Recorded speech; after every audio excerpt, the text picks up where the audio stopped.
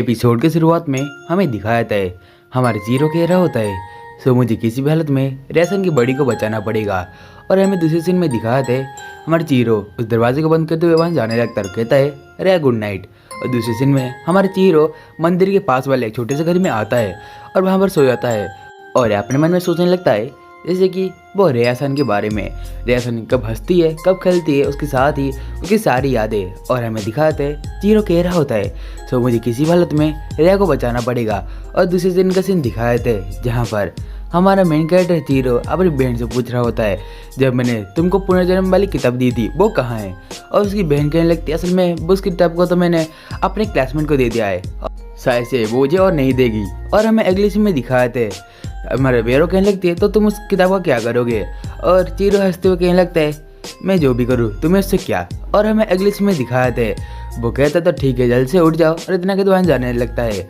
और अगले सीन में हमारे मेरो कहने लगती है कुछ समय से मेरे बड़े भैया अजीब बर्ताव कर रहे हैं। दूसरे सीन में दिखाए थे हमारा चीरो कहता है इससे तो काम नहीं बनेगा लेकिन फिर भी मैं ट्राई करूंगा। और वो अपने दरवाजे के ऊपर एक पेपर से लिखता है इसके अंदर मत आना। और दूसरे सीन में दिखाए थे वहीं पर ही हमारा चीरो कहने लगता है तो मुझे किसी भी हालत में सभी लोगों को यहाँ से अंदर आने से रोकना पड़ेगा नहीं तो मेरे लिए बहुत मुसीबत हो सकती है। और दूसरे दिन में हमारी जो रेयासन होती है वो अपने बेड पर सोई हुई होती है और तभी हमारा चीरो कह रहा होता है मुझे जल्दी इसी के शरीर को सुरक्षित करने का कोई तरीका ढूंढना पड़ेगा। और उसके साथ ही हमारे चीरो के डैड चीरो और मेरे को कहते हैं जल्दी से उठ जाओ सुबह हो चुकी है। और हमें अगले सीन में दिखाए थे चीरो रेया को प्रोटेक्ट करते हुए कहता है ठीक है मैं आता हूँ अभी नीचे। और दूसरे सीन में हमारे चीरो कहता है ऐसे बात नहीं बनेगी। और हमें अगले सीन में दिखाता है बहुत सारे कबर्ड के अंदर कुछ चीज़ों को साफ करके वहाँ पर एक बेड लगाता है और इसके साथ ही वो रेयासन को पकड़ते उस बेड के अंदर ले जाने लगता है। और हमें अगले सीन में दिखाते हैं उसका पैर फिसलता है और रेयासन उसके ऊपर गिर जाती है। और दूसरे सीन में हमें दिखाते हैं उसके डैड फिर से बुलाने लगते हैं चीरो तुम कहाँ पर चले गए। और तभी चीरो कहने लगता है शायद से रिक और मोर्टियस का जो असर है वो रात तक खत्म हो जाएगा तो अभी मैं जाता हूँ तो हम बाद में मिलते हैं। इतना के वहाँ जाने लगता है। दूसरे सीन में दिखाते वो सभी लोग खाना खा रहे होते हैं एक साथ मिलके। और तभी चीरो के ग्रैंडपा सूप को पी रहे होते हैं उसके साथ ही वो कहने लगते मैंने कितनी बार कहा है सूप के अंदर मछली के पेस्ट को मत मिलाया करो। और तभी हमें दिखा देते हैं उसके डैड कहने लगते असल में वो टोफू है ना कि मछली का पेस्ट। इस बात को सुनते ही उसका जो ग्रैंडपा होता है वो ज़्यादा शौक में चले आते हैं और उस सूप के अंदर देखने लगते क्या वो सच में टोफू है। और हमें अगले इसमें दिखा देते चीरो कह रहा होता है हम लोग कितने दिनों बाद ऐसे बैठ खाना खा रहे हैं। और हमें अगले इसमें दिखाते चीरो अपने मन में कुछ सोचने लगता है। और तभी हमें दिखाते वो असल में रेयासन के बारे में सोच रहा होता है जब उसने कहा था वो एक नॉर्मल लड़की था सब कुछ एक्सपीरियंस करना चाहती है। और अगले इसमें दिखाते हमारे रैंक को सन के फैमिली के घर कुछ डिलीवरी करने आई थी और तभी उसकी जूनियर हॉस्टल से पेड़ के अंदर से बाहर निकलती है। और हमें दिखाते हमारे रैंक को कहती है ओह तुम यहाँ पर क्या कर रही हो। और तभी वो लड़की कहने लगती है असल में मैं यहाँ पर कुछ काम कर रही थी। और तभी बाहर निकलती है और कहने लगती है सो आप यहाँ पर क्या कर रहे थे रेंको सेनपाई। और तभी रेंको कहने लगती है असल में मैं यहाँ पर फैमिली बिजनेस की वजह से आपको कुछ डिलीवरी करना आई थी और तुम बताओ। और वो कहने लगता है आपको तो पता ही है हमारे जो स्कूल की आइडल रेयासन वो कहीं पर गायब हो चुकी है तो मैं इसके बारे में पता लगाने आई हूँ। और वो लड़की कहने लगती है सो प्लीज़ मेरी मदद कीजिए इस सब बातों को जानने के लिए। और तभी हमारे रैंक को कुछ ना कहते हुए वहाँ जाने लगती है। और हमें अगले में दिखाते हैं वो जो लड़की होती है मतलब उसकी जो जूनियर होती है वो भी उसके पीछे जाने लगती है। और हमें अगले में दिखाते हैं वो लोग जाते हुए बातें कर रहे होते हैं हमारे रेयासन के बारे में। और उसकी जूनियर कह रही होती है रेयासन असल में हमारे स्कूल की आइडल है और मुझे बहुत ज़्यादा पसंद है। और तभी वो कहने लगती है हम लोगों ने मिलकर कुछ फोटोज़ वगैरह भी उठाए थे तो ये देखो। और तभी हमारे रैंको को कुछ फोटोज़ वगैरह दिखाने लगती है। और हमें अगले सीन में दिखाते हैं हमारी रैंको कहने लगती है ओह ये रेया है मैं समझ चुकी हूँ। और हमें अगले सीन में दिखाते वहाँ जाने लगती है और कहती है मुझे कुछ जानकारी इकट्ठा करना है। और हमें अगले सीन में दिखाते हमारा मेन कैरेक्टर घर का सीन वहीं पर ही वो सभी लोग कुछ काम कर रहे होते हैं क्योंकि आज स्कूल का हॉलीडे था। और हमें अगले सीन में दिखाते चीरो कहता है मुझे ये सब काम करने का वक्त नहीं है मुझे कुछ ज़रूरी करना है। और उसके सामने उसके डैड चले आते हैं और उसके डैड उससे कहने लगते हैं चीरो मैंने सुना है कि तुम एक न्यू बिल्ली रख रहे हो। और तभी चीरो कहने लगता आप गलत हो बाबू फिर से जिंदा हो गई है और मैं उसका ही ध्यान रखूंगा। और अगली सीन में दिखाया तो उसके डैड कहने लगते हैं पता नहीं ये बच्चा कब तक बकवास करेगा। और हमें अगले सीन में दिखाते हैं वो अपने ग्रैंडपा की बजाता है और कहने लगता है ग्रैंडपा आप देखे थे ना बाबू जिंदा था। और तभी ग्रैंडपा कहते हैं हाँ मैंने देखा था वो सच में बाबू ही था। और अगले सीन में उसके ग्रैंडपा बहुत जोर से हंसने लगते हैं और उसके देखते ही हमारे चीरो जो होता है वो भी बहुत जोर से हंसने लगता है। और तभी ग्रैंडपा कहते हैं हाँ, साडा और बाबू वो दोनों जिंदा हुए थे। और तभी चीरो की बात को नोटिस करता है और कहने लगता है असल में साडा कौन है। और तभी वो दोनों लड़ने लगते हैं। और तभी चीरो की छोटी बहन मेरो कहने लगती है ये दोनों तो बिल्कुल पागल हैं। और हमें अगली सीन में दिखाते हैं ग्रैंडपा कहने लगते हैं इस दुनिया को मेरी पुनर्जन्म वाली गोलियों का तारीफ करनी चाहिए। और चीरो कहते हैं हाँ आपने सही कहा, पुनर्जन्म वाली गोलियाँ। इस बात को कहते ही चीरो को पता चलता है उसने क्या कह दिया। और तभी वो अपने ग्रैंडपा से पूछने लगता है ग्रैंडपा आपने क्या कहा, पुनर्जन्म की गोलियाँ। तभी ग्रैंडपा कहने लगते हैं क्या, साडा के बारे में। और तभी वो कहने लगता है नहीं, पुनर्जन्म की गोलियाँ जो आपने अभी कही थी क्या वो एक तरह की मेडिसिन से। और तभी उसके दादाजी कुछ ना समझते हुए अपने जीभ को बाहर निकालते हुए हमारे चीरो की नाक को चाट देते हैं। और हमें अगली सीन में दिखाया था चीरो कहने लगता है कैसे घटिया इंसान हो।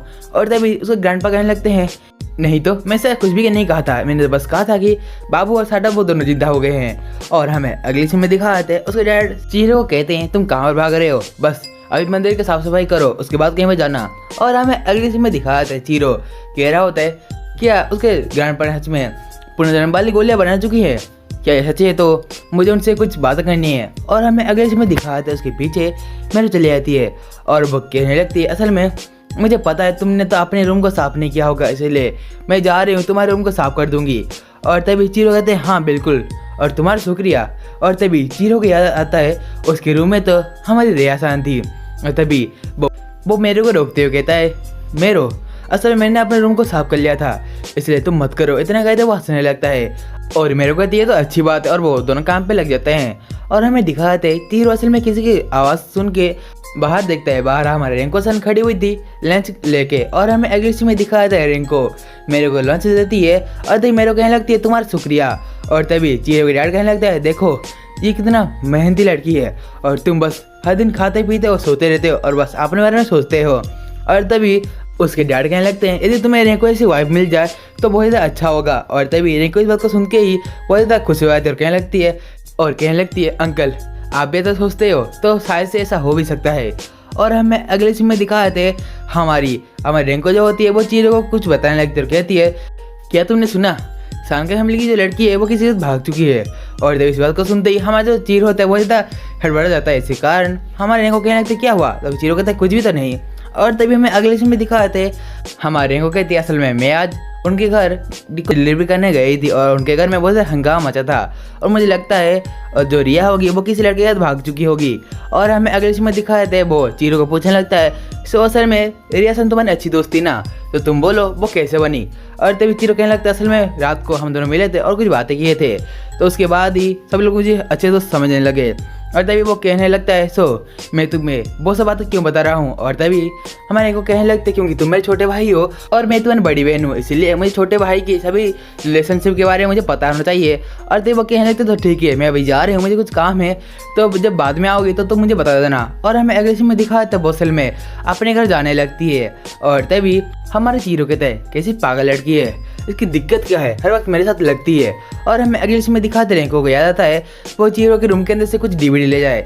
और तभी हमें दिखाते चीरो कह रहा होता है सो मुझे रिया के बारे में कुछ सोचना पड़ेगा क्योंकि उसके घर में बहुत ज़्यादा हंगामा हो रहा है और उसके डैडी भी बहुत ज़्यादा काफ़ी दुखी होंगे। और हमें अगले सीन में दिखाते हैं हमारे रिंको सन चीरो के रूम के अंदर आती है और वो कहने लगती है इस मौसम में भी एसी लगा है यहाँ पर। और तभी वो एसी को बंद कर लेती है।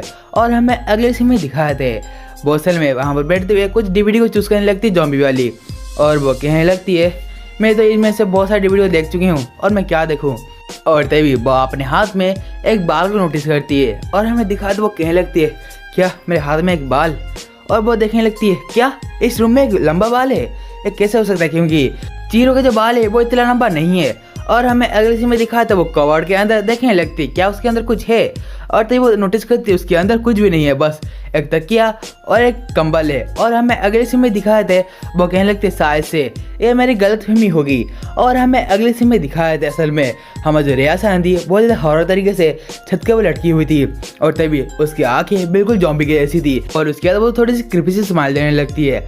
और हमें अगले सीन में दिखाए थे हमारे चीरो कहने लगता है सो मुझे इस बारे में कुछ सोचना पड़ेगा। और तभी हमारे रिंको फिर से पीछे मुड़ के देखता है और अचानक से हमारी जो रेयासन होती है वो उसके ऊपर हमला करती है और हमें अगले सीन में दिखाते हैं। तभी रेयासन उसके ऊपर गिर जाती है और रिंको कहने लगते तुम तो ठान कर रहे हो ना। और तभी रेयासन उसके शरीर को सूंघने लगती है और हमें अगले सीन में दिखाते हैं वो उसके चेस्ट के ऊपर हाथ रखती है और उसके साथ ही हमें दिखाते हैं हमारी जो रिंको होती है वो रिया को दूर करने की कोशिश करती है और तभी रिया के पेट के अंदर से बहुत सारा खून निकलने लगता है और हमें अगली सीन में दिखाते हैं रिंको कहने लगती है तुम तो घायल हो, तुम्हें तो अभी डॉक्टर के पास जाना चाहिए।